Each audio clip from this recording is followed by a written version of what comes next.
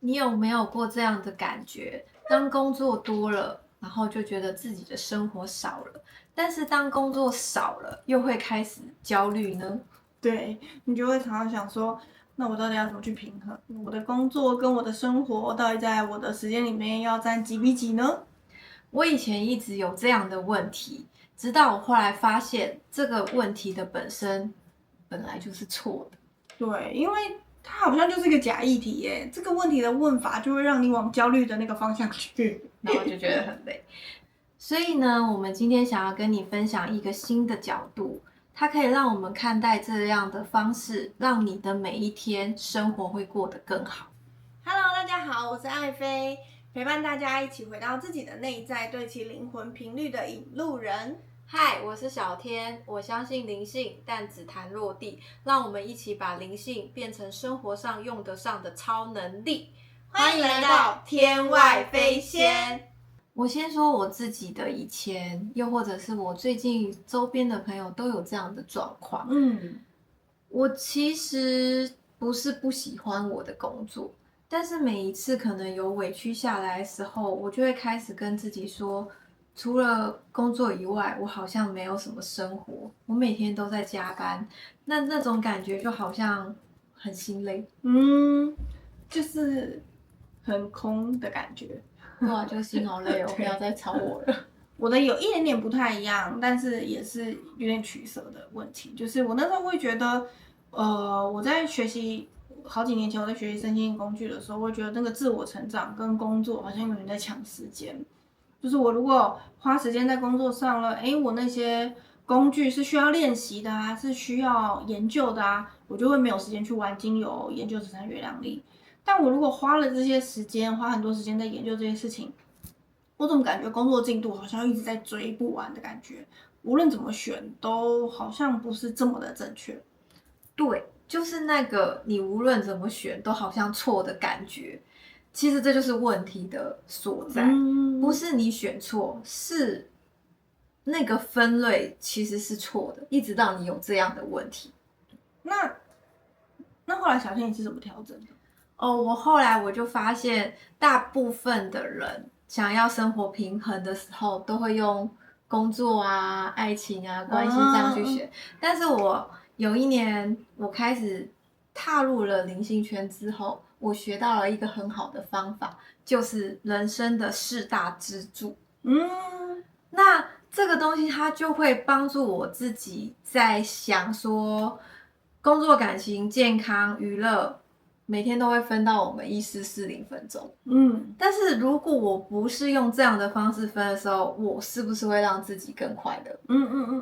那当我们想要更平衡的方式，我就会用金钱、健康、关系、使命来分。OK，我发现大部分人在想生活平衡的时候，脑袋都会自动切换工作、感情、健康、娱乐，然后每一块都要分到。但问题是，你的时间是固定的，你一天只有1440分钟。当你把它用这个方式去切的时候，你就会有线路，有 A 就没有 B。对啊，就是你就会很想要平衡啊，我也想要有 A，我也想要有 B 的时候，其实你会好像就会越来越不平衡呢。没错，这就会是变成说，你这个框架本身它就会有一点点矛盾，你永远在牺牲某一块，然后牺牲的那一块，你晚上才会想说，哎，我自己是不是很内耗？你晚上就会花很多时间在内耗。那如果不是这个框架的话，小天你都是怎么分类的？哦，我后来就学到一个方法，叫做人生四大支柱的概念。它的分法就是健康、财富、关系、使命。这跟以前的分法不一样的地方是，我发现这四个东西都不是在跟你抢时间，而是在每一个当下，你都可以去累积跟平衡去用上。这听起来很像我现在脑海里的画面是很像四个计分板，然后你在遇到每一个事情的时候，这四个计分板是同时在进行的。对，没错。那我可以举例来说，第一个可能是财富。那财富它可能不是你只有你5号进去的那个薪水，它可能会有定的被动收入，或者是我现在可能会把我的灵性财富放在这一块。那当你的内心够不够丰盛，会取决于面对金钱的状态。这也是财富的一部分。对啊，因为这一块我就蛮有感的，就是以前大家可能认知的钱，实际的那个 money 就是财富，但其实如果你的内心是很匮乏的，你赚再多钱都不够，所以你真的要把灵性财富这一块也归类到这个选项里面。对，就很像可能你5号签进去之后，你6号就去付卡费，然后你就会开始思考说，我每天加班这么晚，然后我6号签就出去了，然后我还是很匮乏。对，那这就是来自于你内心的那个灵性财富，你对于钱这件事情你不够对齐，对，而且也不够有弹性跟更多的视角去看见这件事情，然后你就会让你的生活更失衡。对，就很像以前我们在行销的时候，我们可能有一段时间我们可以让自己薪水待遇往上成长，但是你就会花更多钱。然后就是白话文就叫做赚的越多，但是我花的也越多。对，然后你就会觉得说，为什么我要让我的时间耗出去，但是我身体越来越差？这就会是你原本的那个方式在选择的时候，你会开始联动成说，好像开始越来越不好。有 A 就没有 B。对，但又开始事实上选择了，不是这样。就是我们要换脑袋。那像第二个，我可能会想的关系这件事情，可能比你想象中的不是只有爱情、原生家庭、友情什么，它都方方面面是在你的关系里面。对，所以以前大家在想到感情这一块的时候，可能就会一直想到爱情嘛。但其实我们要把这个感情更放大一点来看，就是跟家人的关系、跟朋友的关系，其实都是支撑我们很大的一个部分。对，就在这个支柱里面，其实大部分我现在的理解是，你想要，比方说你看到的问题可能是感情上面的问题，但是感情的另外一部分，其实你要去梳理的是你跟你原生家庭的问题。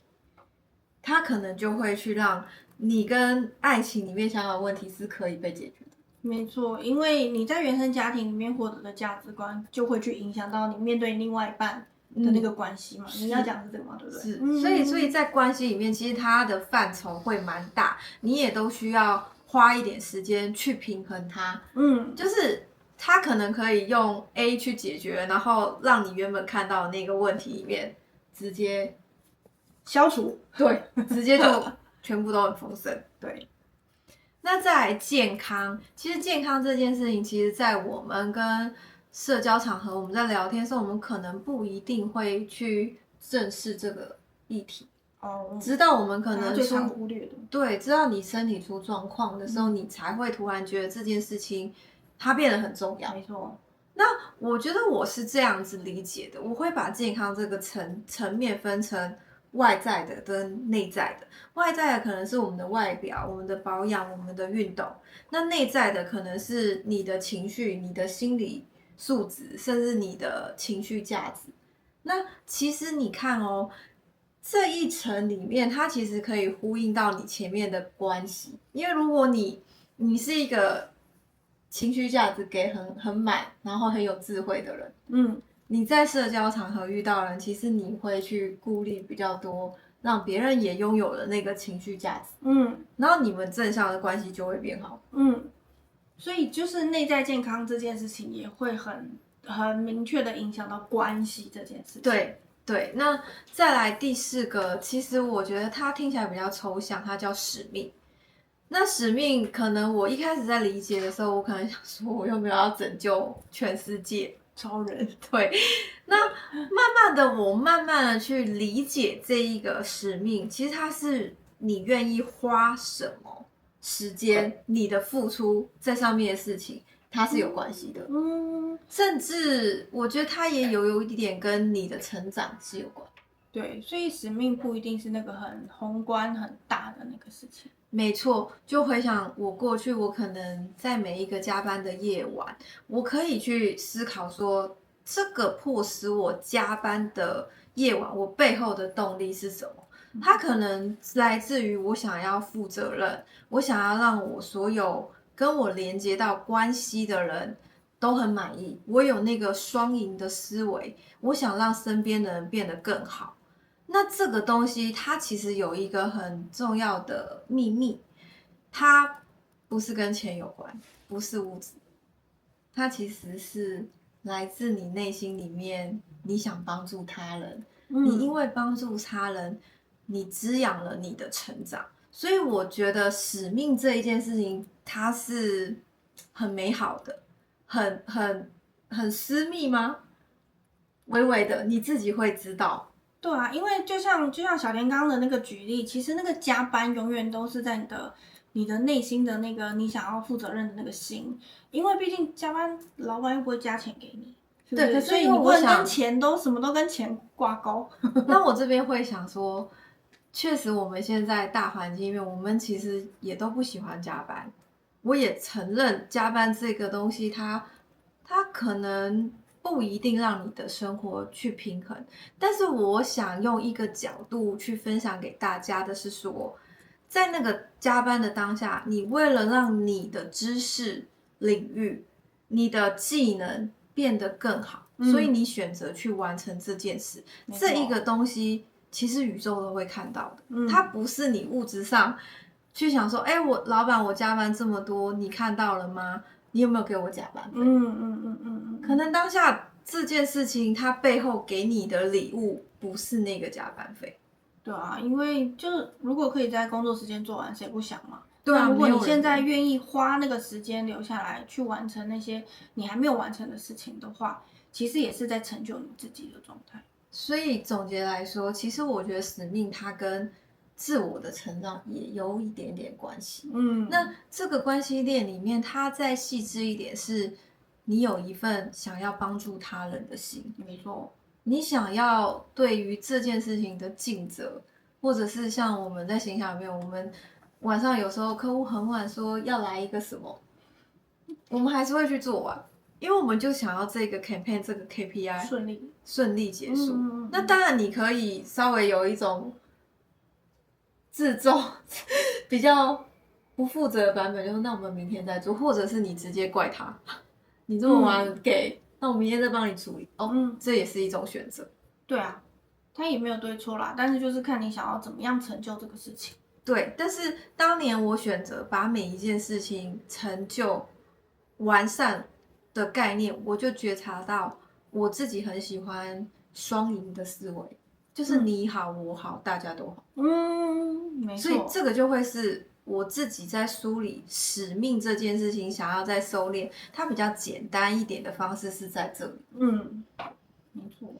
那其实啊，我在想这个分类，就是你刚刚提到这个新方法的时候，我比较有感的其实是关系的这件事情，因为就是以前也是个工作狂嘛，就会很容易把工作都放前面，然后可能家里就会问说啊，你什么时候要回来啊，或什么的，我就会说哦，忙完这段时间，下个月好了，下个月好了，忙完这段时间再说。最近真的很忙就是我常常会把工作放得比较前面嘛，所以当有一次我回到家的时候，然后我也一直在工作，我人回去了，但我一直还心不在吗？对，我爸就跟我讲了一句话说啊，你把家里当旅馆哦，你人回来了啊，心不在这里啊，也都一直放在工作上，那你回来干嘛？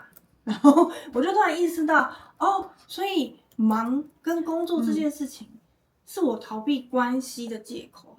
就是我可能当下会觉得，哦，要处理关系有点麻烦，那我干脆先忙好了。对，这个很真实，因为坦白说，我也有这个样的感受。以前，我的母亲来，就是她想要给我 surprise，她可能煮了一桌饭回，要等我们吃，但是她就拍照给我。可是那一天可能客户又要7点之后要干嘛，但是我就会不耐烦跟他讲说，哎，你为什么没有先讲？我们今天都不能回去。但是你晚上的时候，你就会知道说，哎，可是为什么要这样跟他说？因为我很忙，所以不能这样。你现在没有按照我的，你想要给我惊喜的方式，不是我要的，但我还怪他。类似这样的感觉。可以去用4大支柱里面，我们去觉察说，有可能你那个忙，可能在某个维度看起来是一个借口。对。那如果用4大支柱去分类的话，这个情况啊，用比较好的方式去诠释跟展演的话，你觉得会是用什么样的方式？就你刚刚那个例子，如果妈妈在家里煮好了饭一整桌，然后你现在很忙，那你会怎么去看待这件事情？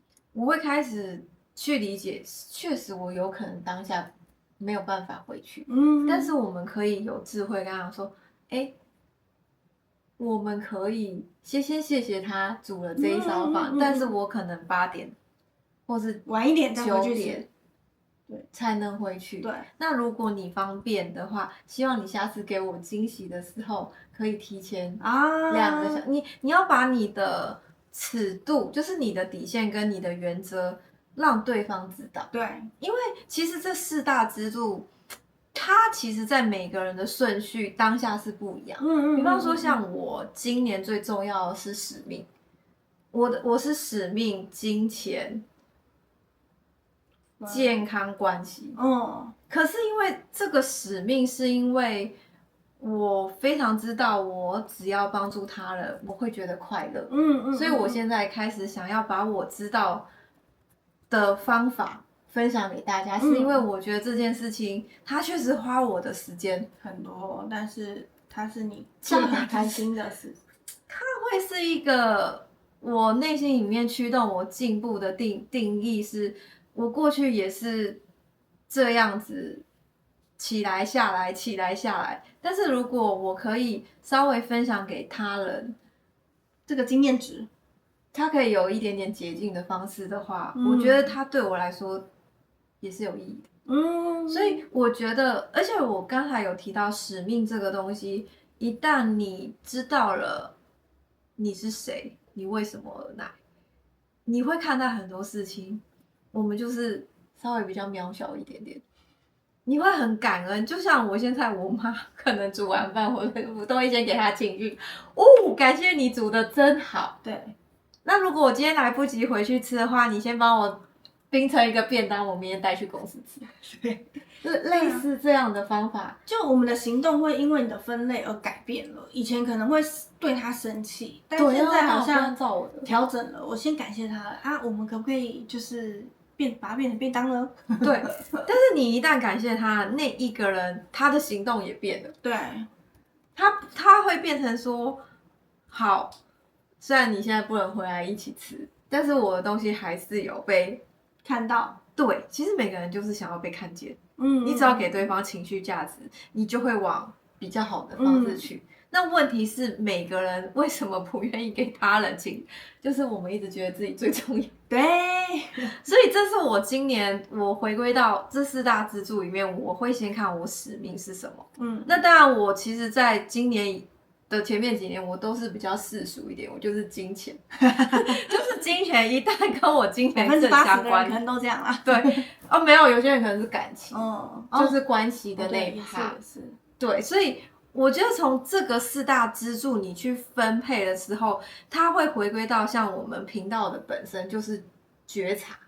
你可以这个时间段点感情第一，就是可能需要有美好的fall in love的感觉，这是没有问题的，你都可以某个阶段去特调，然后某个阶段特调之后，你用一些对应的方法去做，因为其实这4个东西就是你人生中你所有的问题，你塞进去就差不多这4个。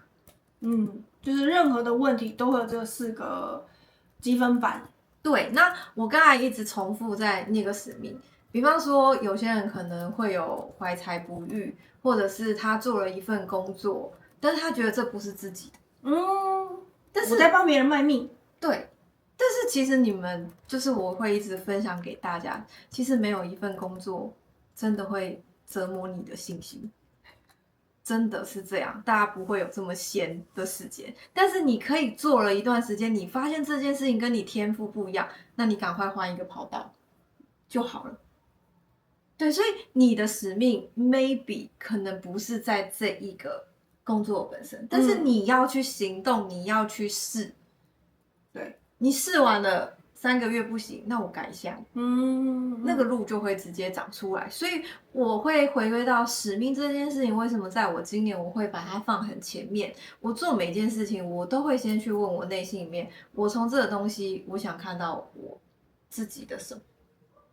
那我自己的什么，我就会方方面面的去运用在，特别是关系嘛，我可能会有一个公司的运营者的身份，但是我回到家里，我也会有一个某个人女儿的身份。那我可能在佛学的系统，我有可能是一个小师姐或是练习生的身份。那随着这些身份，他拥有的对应的使命，你会发现到你某一个身份就是比较突出，它就会是你在这个地球游戏里面，它是一个比较成功的身份。那你要把这个成功的身份长出什么样子，再延伸出去。对，它就是一个身份而已。但是你自己是谁，我觉得是很重要的。所以今天这个分类方式对我来说，它看起来有点像是，换一个方式去看自己。对，跟换一个方式去理解你现在遇到的挑战或是内耗。以前呢，我可能会觉得就是要追求那个平衡点，会觉得有平衡了，我就 OK 了。但其实现在如果用这个方式去看的话，它平衡并不是一个终点，而是一个动态的进程，就是随时都在调整的状态。不是你达到了就结束了，而是你要去觉察哪一些你现在的4个排列，你要怎么去排列。